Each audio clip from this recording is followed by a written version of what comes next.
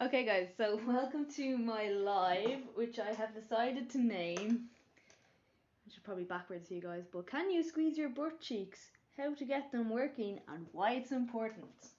I thought that was a catchy name, so that's what I'm going with. So basically, trying to get all this sorted. Basically, I want to talk about activating our glutes as horse riders. And it's very easy to go through a lot of it while not doing it, and especially whereas a lot of us during the day are sitting down all day, and then we get up and we just go up to our horse, and again we're sitting down, and like I know we're not sitting down, but we're kind of in a similar position except we're a little bit wider. But when you're riding and stuff like that, like having your glutes activate can be really important, and it can really help and make riding more comfortable for you and your horse. So that's why I wanted to talk about it today.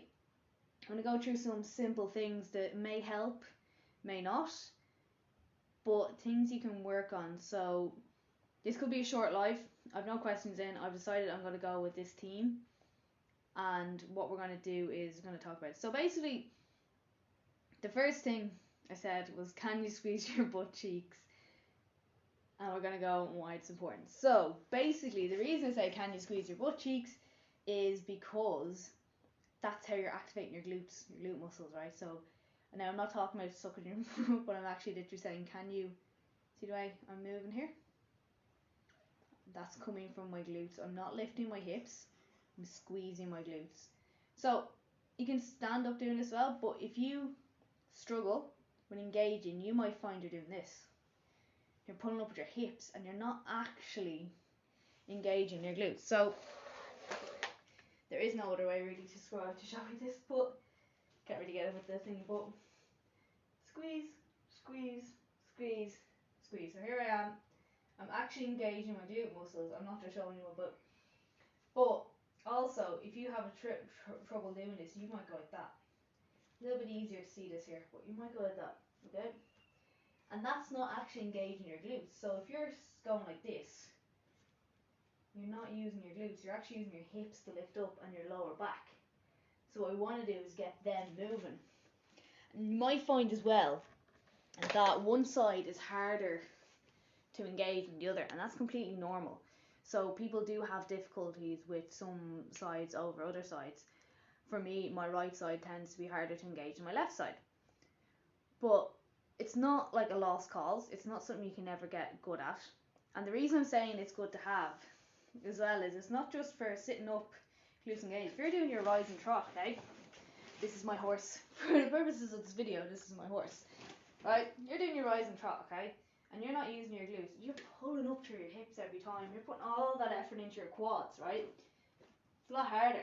Whereas if you're up tall, squeeze your glutes, stand up, back down, up, back down.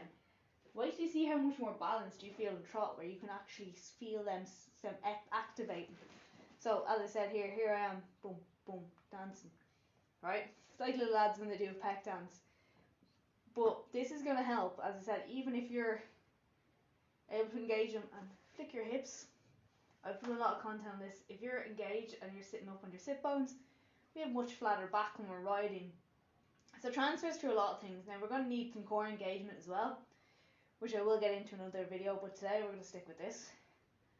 And the thing is, if you don't have that glute engagement, if you don't, not sitting up and down, your hips are tilted slightly forward, you're now bending your back more to get into that upright position we like for our horse riding.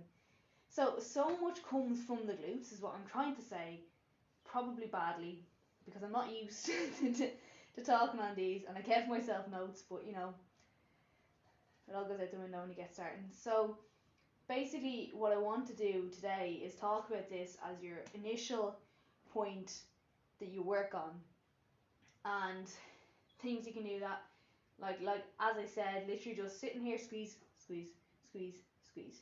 If you can engage them each side like this, you're already starting, you're already onto a winner here, because you're starting to, you can get that mind muscle connection. If you can't get that connection, work on the one you're finding hardest, because I feel like this is the best place to start, because if you don't have this initial mind muscle connection with your glutes. You can do all the glute exercises in the world, but they're not going to do anything for you, because if you can't get them connected, there's no point in me telling you to do hip thrusters and glute bridges and all this, because you're not actually activating them yet. So we work with this first, and then we work towards building up exercises. And even when you find, when you get to this, the next exercise I would say will be good to start doing is good old fashioned glute bridge.